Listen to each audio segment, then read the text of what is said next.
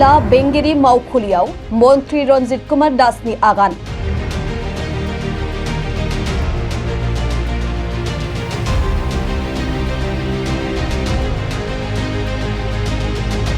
बिस्वजित दैमारिनि सिमाङा मोगथाङाव जाफुंसारनायनि लामायावसै नामा?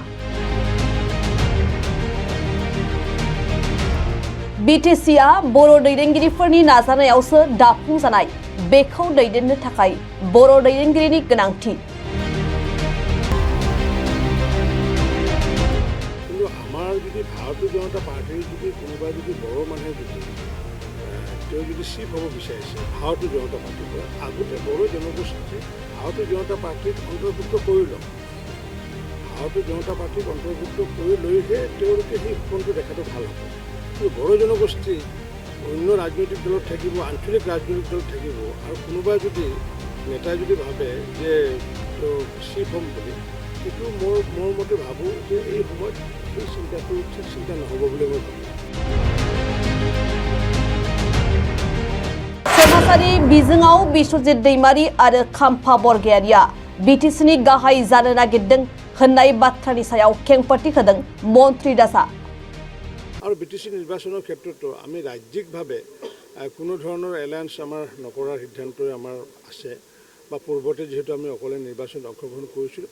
কিন্তু কোনোবা জিলাই যদি ভাবে এই 5খন জিলাৰ আমাৰ কোকৰাঝাৰে হওক বা চিৰাঙে হওক বা বাক্সাই হওক বা তামোলপুৰ হওক বা ওদালগুৰি, কোনোবা জিলা সমিতিয়ে যদি ভাবে যে নহয় এলায়েন্স কৰিব লাগে বুলি ভাবে, তেওঁলোকৰ পৰা মতামত পোৱাৰ পিছতহে আমি পৰৱৰ্তী সিদ্ধান্ত গ্ৰহণ কৰিব পাৰিম। কিন্তু এতিয়ালৈ আমি বিটিচিটো আমি অকলে নিৰ্বাচন খেলাৰ সিদ্ধান্ততে আমি আছোঁ।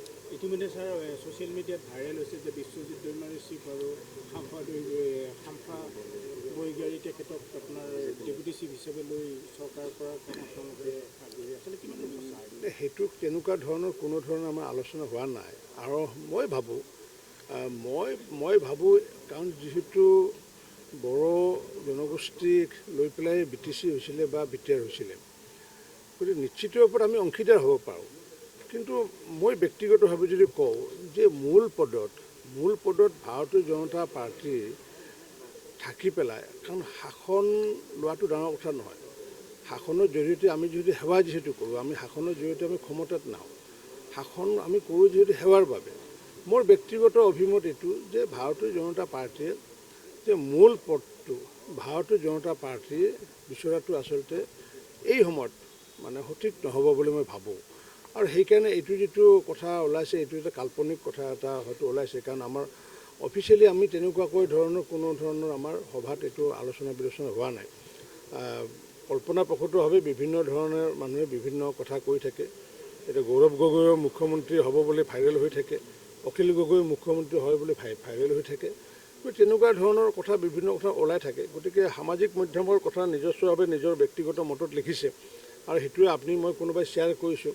গতিকে ইয়াৰ কোনো যুক্তিযুক্ততা নাই বা ভাৰতীয় জনতা পাৰ্টীৰ কোনো ধৰণৰ অফিচিয়েল ষ্টেটমেণ্ট নহয় এইটো। কোনোবাই যদি ব্যক্তিগতভাৱে যদি কিবা ভাবিছে সেইটো মই নাজানো। চেষ্টা অব্যাহত থাকিব এককভাৱে চৰকাৰ কৰা বিটিচিত আপোনালোকৰ?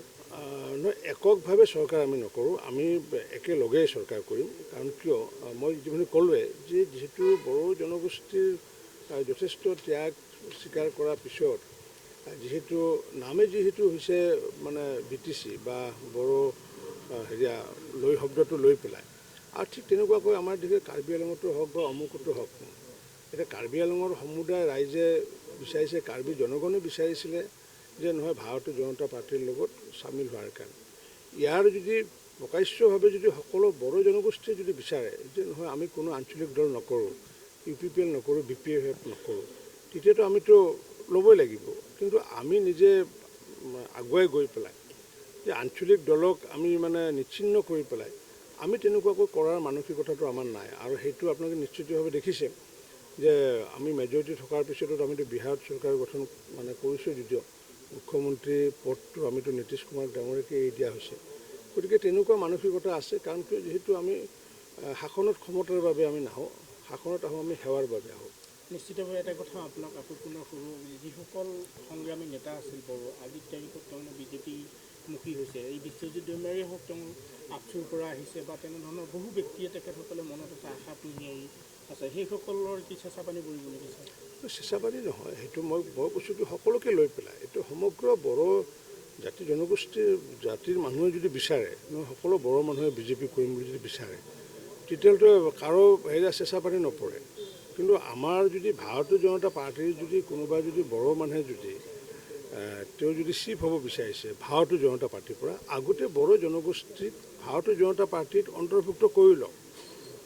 ভাৰতীয় জনতা পাৰ্টীক অন্তৰ্ভুক্ত কৰি লৈহে তেওঁলোকে সেই সপোনটো দেখাটো ভাল হ'ব।